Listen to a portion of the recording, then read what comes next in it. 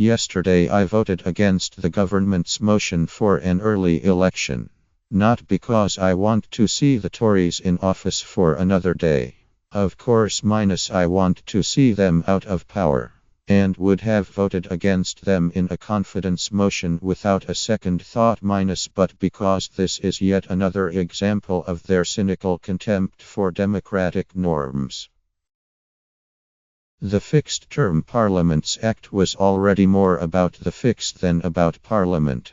It suited the Tories to bind together the coalition at the time. Now it suits them to rip it up. And so much for the Prime Minister's promise to her own MPs. And to the rest of the country that there would be no snap general election. This is far from her only broken promise, of course. We all watched her most recent budget collapse into chaos when its centerpiece broke a manifesto pledge on national insurance something the Chancellor apparently only realized when the BBC pointed it out. When Theresa May launched her campaign for the Tory leadership, she set out a vision for workers on company boards and a crackdown on runaway executive pay. She said that a vision is nothing without the determination to see it through. As Shadow Business Secretary, I saw her determination melt in the face of big business opposition. And her vision was only that an illusion.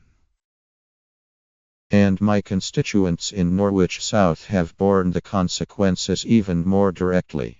The Tories made solemn promises to increase NHS spending every year, and that funding for every school pupil would increase.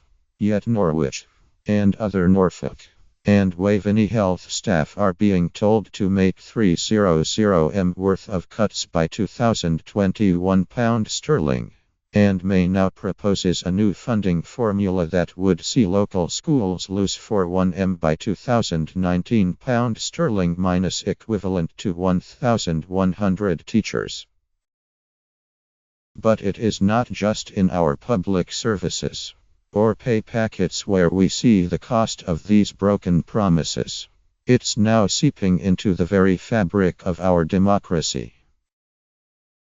Theresa May's snap election stunt was more than just political opportunism. All parties will use events to their own advantage. The difference now is the sheer scale and scope of the attack on our democracy by the Tories in government. Take their plans to create sweeping temporary powers for ministers via the Great Repeal Bill, to change legislation without Parliament's approval, or its decision to limit Ofcom's investigation into Rupert Murdoch's Sky bid to the woefully inadequate 40 days. Wherever you look, from full-spectrum dominance of the UK media, abuses of 2015 election spending, to the ever-encroaching power of unaccountable private providers in public services the shift of power to the wealthy and already powerful is proceeding at an unprecedented pace.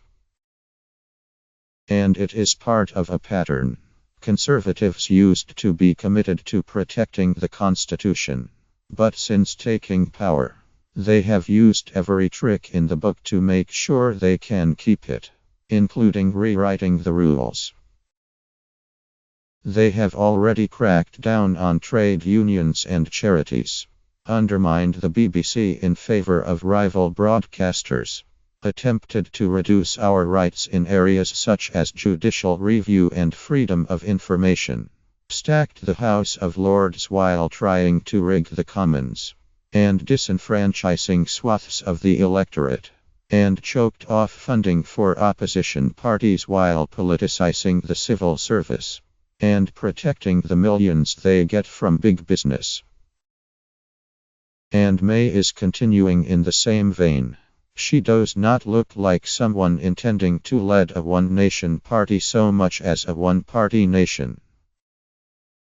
That is what is now at stake in this election. Another 5 years of Tory rule with all the terrible consequences that will have is bad enough. But it is clear they will attempt to use those years to reshape our politics in a far more fundamental and sinister way. Theresa May is not just breaking her promises, she is breaking our politics. Thursday, 8 June is the day she feels she has the best chance of finishing the job. She must not be allowed to succeed.